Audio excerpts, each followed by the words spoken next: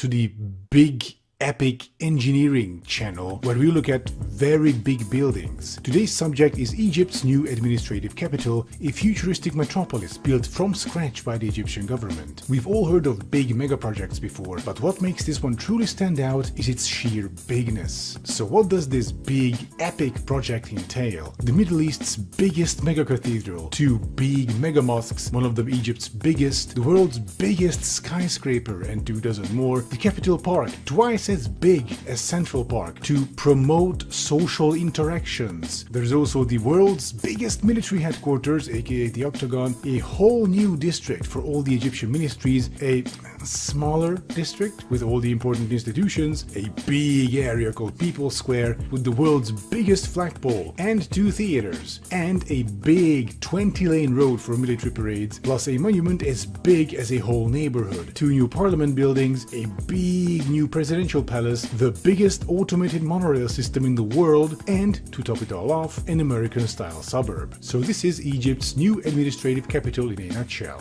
Wait, what's that? This project is pointless at best and incredibly harmful at worst? But it's big. What? The sheer size and scope of a project alone does not make it good? But big buildings. Look at how big they are. Bigly big. They're so big. Huh? Oh no, what is this? Oh no. So much for algorithm-generated urbanism content. Looks like we'll have to do this the old-fashioned way after all. So Egypt's new administrative capital. It is a truly enormous undertaking by the Egyptian government, its scale only surpassed by its sheer stupidity. When discussing this project, we have to ask ourselves, what is wrong with a dictator building a colossal vanity project in the desert from scratch in a country where the minimum wage is $127 per month? Let's find out. The new administrative capital was already a dumb idea, but with a few bold steps they've managed to reach unprecedented levels of idiocy, where, in my opinion, they have managed to surpass even Dubai. I'm not exaggerating. Like the saying goes, smooth brain dictator plus construction project equals dumb shit.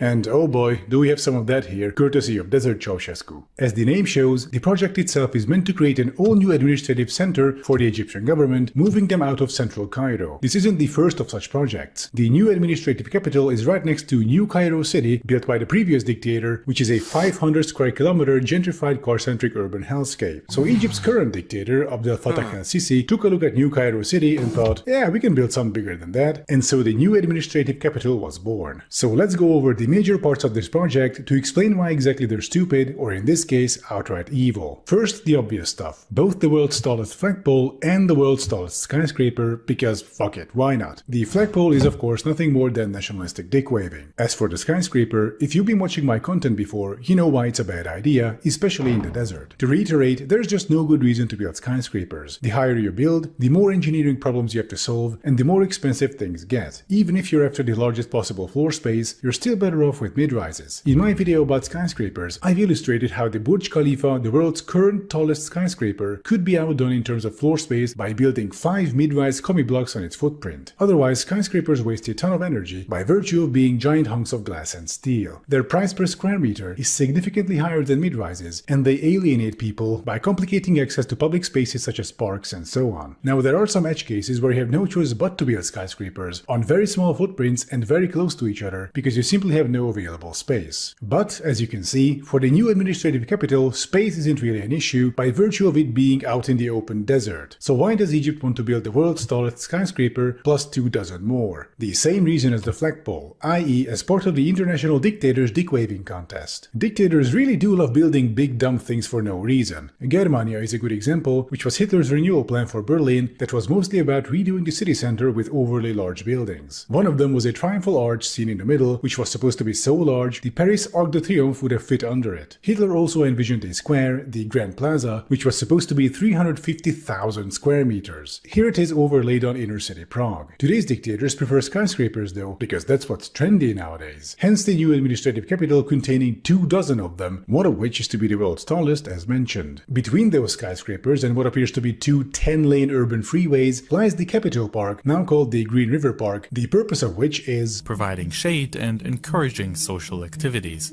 Great! I love it when my parks provide shade and encourage social activities. Corporate bullet points aside, the real purpose of this park is to be 6 times the size of Central Park.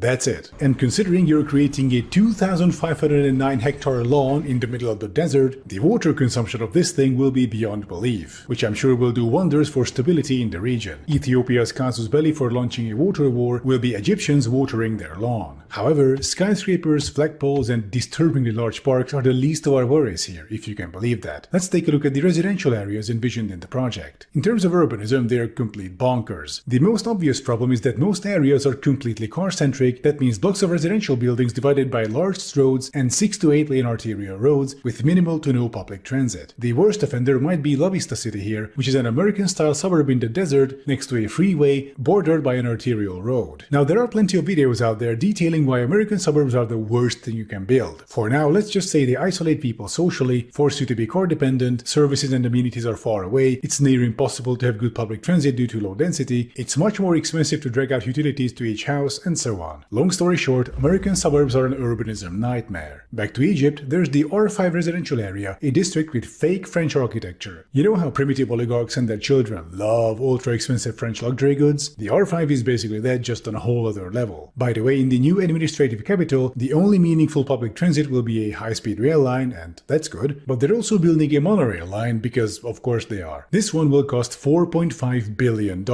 But you already have the metro, it's right there, why not just extend that? Why create a whole new system which has significantly lower capacity than a metro line? This whole new standalone rich people's transportation, neatly separated from public transit for the poors. What a strange coincidence, huh? Aside from the monorail, the whole new administrative capital is of course completely car-centric. Here we have a render of the R3 residential area, which looks like something a 6-year-old would build in SimCity 3000 with the money cheat on. It's all urban freeways. After all, public transit is for the unwashed masses, not the elite. Yes, if you thought all this was being built for the ordinary Egyptian, then I got some prime real estate to sell you out in the Sahara. According to this Reuters article, some 22 million Egyptians live in slums to this day, which is a quarter of the country's entire population. Is anything being done to better their situation? In 4 years, the government managed to relocate 750,000 people from slums to social housing. At this rate, assuming Islam's population won't grow, clearing all of them will take 117 years. Well, to be fair, the Egyptian government has more important things to spend on. The world's tallest flagpole isn't gonna build itself. Also, low-income families from slums are often relocated into car-centric areas which severely restrict their mobility. These areas are also heavily segregated from higher-income neighborhoods and risk becoming slums all over again. The issue here is of course the Egyptian government's socio-economic priorities, best illustrated by this picture of an urban freeway being built in Cairo, approximately 1 meter away from people's windows. Otherwise, a very telling example is the fate of the so-called Maspero Triangle, which is a slum area not far from Tahrir Square in central Cairo, home to some 18,000 people. In the 90s, under the previous dictator, the authorities forbade doing any repair work on the houses under threat of heavy fines. Soon enough, buildings started collapsing, often with their inhabitants inside, thus forced evictions began due to quote-unquote unsafe conditions. This didn't really stop until the 2011 Egyptian Revolution, where the Maspero slum became a hotbed for revolutionaries, providing essential support for those protesting on Tahrir Square. In the end, Egypt of course ended up with a different dictator who decided to finish the job and had the entire area bulldozed. 18,000 people were forcibly evicted so that a gentrified high-rise area can be built there. Guess the poor. And the new administrative capital is not much different in terms of social value. All this is being built not for the ordinary person, but for the ruling class and their allies. It is, in large part, meant to solidify the dictatorship by insulating the leadership from common people. It's significantly harder to overthrow your government when the parliament is 12 hours away on foot in the desert and you have to break through 20 military checkpoints to get there. The other half of the story is, of course, money. Within the company responsible for the project, the military happens to be a majority shareholder. That company is also responsible for selling and operating all that ultra-expensive property left empty by moving the government to the district they're building. The Egyptian military really is a state within a state. The dictatorship, thus the country, is held together by them. They are the true Egyptian ruling class. The ultimate symbol of this is the most ludicrous element of the project, the octagon. The octagon is the Egyptian military's new headquarters. In terms of military power, Egypt is on par with Italy, but apparently they need an HQ 8 times the size of the Pentagon, which makes it, you guessed it, the largest in the world. But the octagon is more than just a military headquarters. Around this abomination there are housing complexes, public services, amenities and so on, making the octagon a city within a city. And this is deliberate, of course. What we have here is a brand new castle for the Egyptian military ruling class. class. So in the new administrative capital, we have district for the Egyptian upper class, the political class, a castle for the military ruling class, a whole bunch of world's largest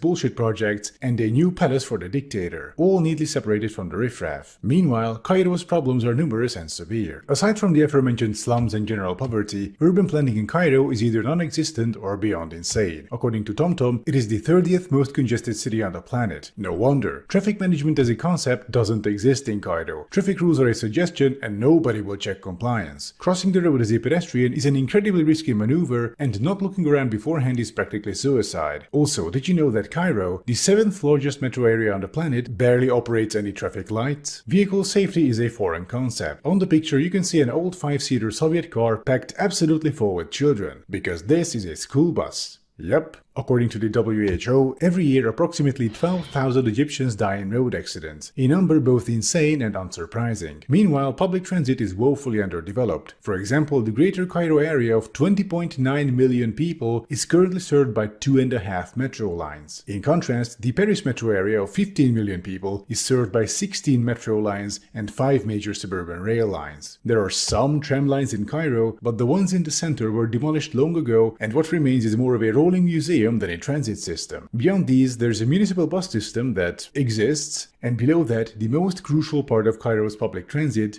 minibuses. The website Discover Discomfort in their article described them like so. Riding a microbus takes practice. It's hard to get the right one, as you have to master certain hand signals and codes to be able to discern which to get. E.g., a fist takes us to our neighborhood, Dokki. It's hard to sit in the right place in a microbus, judging where isn't too close to the front so you're in everyone's way, and where isn't too deep so everyone is in yours. And it's hard to get off, knowing what to yell and when, and diving off in the 10 seconds you have to make it happen. As you can see, this is not a serious public transit system, more like a half-baked, haphazard mess that kinda sorta functions because it has to, just like the city of Cairo as a whole. And the leadership does not care. Instead, they're spending money on the aforementioned monorail between the new administrative capital and East Cairo, costing $4.5 billion.